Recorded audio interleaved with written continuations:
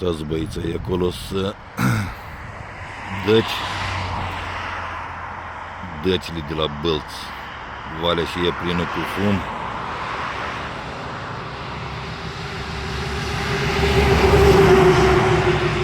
Și e că acolo de ieri arde gunoiștea de la Bălți. Ieri era cu mult mai mult fum. Și uite-te că tot fumăraia astea se duce înspre oraș, înspre Dăci. E că închipuiți tu la weekend vii la Dacia. Și în loc să stai să te odihnești la aer curat, că trebuie să respiri tot fumul ăsta. Mulți din bălțeni cred ca să mă înțeleagă. Asta e gunoiștea de la Bălți.